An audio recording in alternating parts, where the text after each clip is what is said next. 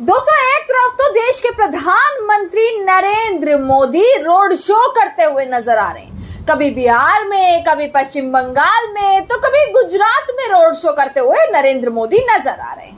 वहीं दूसरी तरफ जनसभा में हाथ में पोस्टर लिए गो बैक के नारे बिहार में लगते हुए अब नजर आ रहे हैं, जो साफ ये दर्शा रहा है कि बिहार की जनता ने अब नरेंद्र मोदी और नीतीश कुमार को नकारना शुरू कर दिया है। दोस्तों, एक बड़ी खबर निकल कर आई है कि कैसे बिहार सरकार के एक मंत्री हैं अशोक चौधरी, जिनकी एक सभा थी और उस सभा में कैसे सभी ने हाथ में पोस्टर लेकर गो बैक के नारे लगाने शुरू कर दिए, पोस्टर दिखाने शुरू कर दिए। और गजब तो दोस्तों तब हो गया जब खुद वो मंत्री कहता है कि मुझे आपका वोट नहीं चाहिए।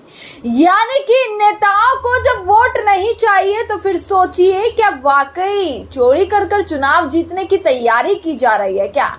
और दूसरी तरफ प्रधानमंत्री, जिनको उद्घाटन से, जिनको सौगात देने से, जिनको सड़कों पर हाथ हिलाने से, जिनको रोड शो करने से फुर्सत नहीं मिल रही है, जिनको इतनी फुर्सत नहीं मिल रही कि वो वोट चोरी जैसे आरोपों पर खुलकर सामने आए, वो कुछ बोले, राहुल गांधी सही है गलत है, इस देश की जनता के सामने आना चाहिए, या वो खुद के खिलाफ कैसे एजेंडा चलाते हुए अब नजर आ रहे हैं। दोस्तों नमस्कार, मैं दामिनी शर्मा सजग भारत में एक बार फिर से आप सभी का स्वागत करते हैं।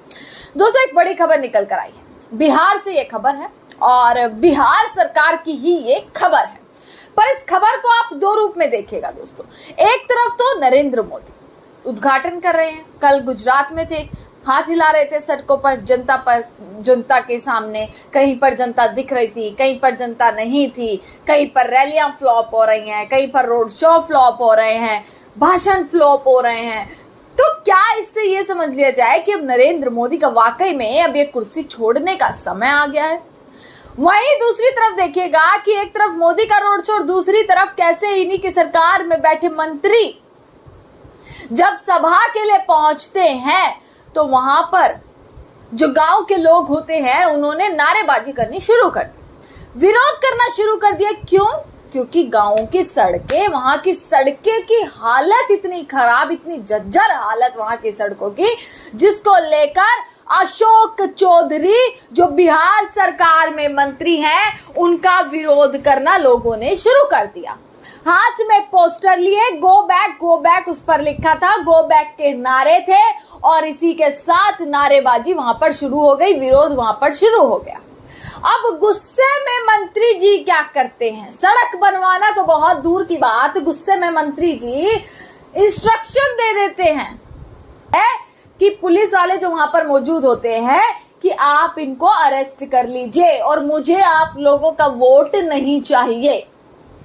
ये कहते हुए अशोक चौधरी जो है वो नजर आए, जो मंच से जनता को कह रहे हैं कि मुझे आपका वोट नहीं चाहिए। तो सोचिए दोस्तों, एक तरफ ये बयान और दूसरी तरफ बिहार में राहुल गांधी की यात्रा, वो भी तो इसी चीज के लिए है। यानी कि वोट चोरी के खिलाफ राहुल गांधी निकले हुए हैं। पूरा विपक्ष, अब तो इंडिया गठबंधन के तमाम नेता बिहार रवाना हो चुके हैं, बिहार पहुंच रहे हैं धीरे धीरे।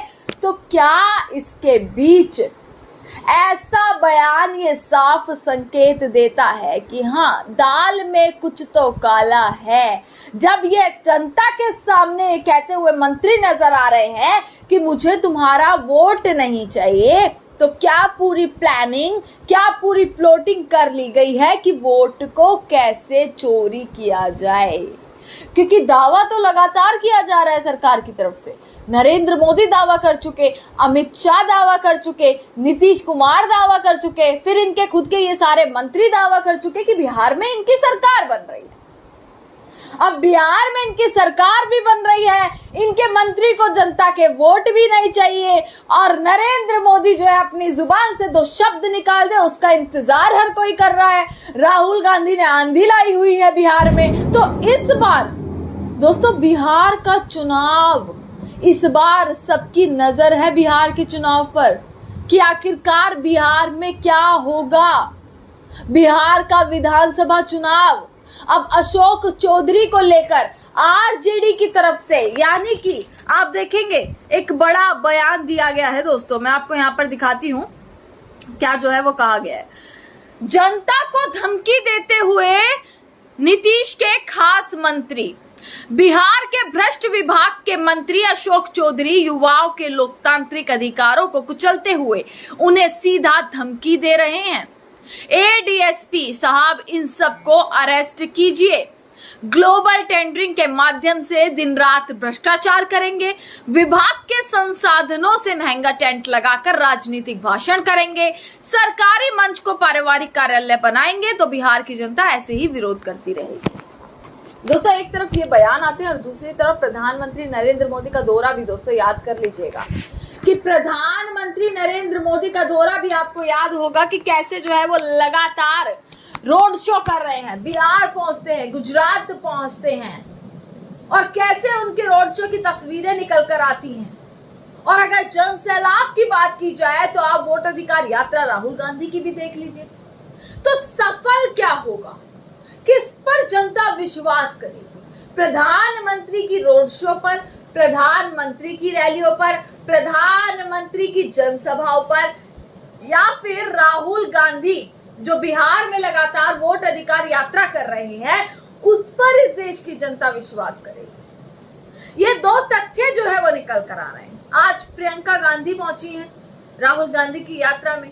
कल बताया जा रहा है तमिलनाडु के सीएम पहुंच रहे हैं, कर्नाटक के सीएम पहुंच रहे हैं, अखिलेश यादव पहुंच रहे हैं। यानी कि इंडिया ब्लॉक गठबंधन के बड़े से बड़े चेहरे, मुख्य चेहरे अब राहुल गांधी के साथ आपको नजर आ जाएंगे बिहार में।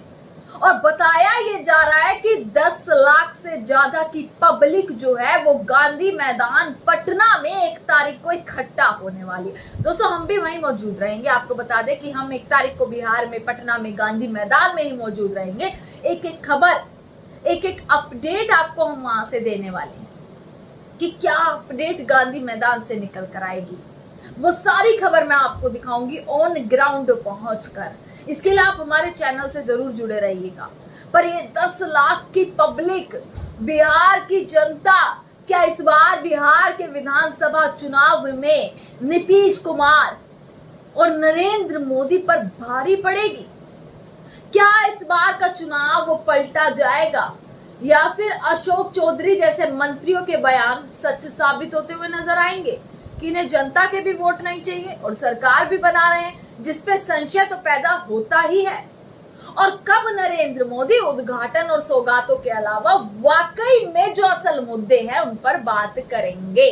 इसी के साथ दोस्तों, तमाम खबरें जो है वो आप लोगों के बीच पहुंचाते रहेंगे। देखते रहेगा सजग भारत। आपका बहुत बहुत शुक्रिया।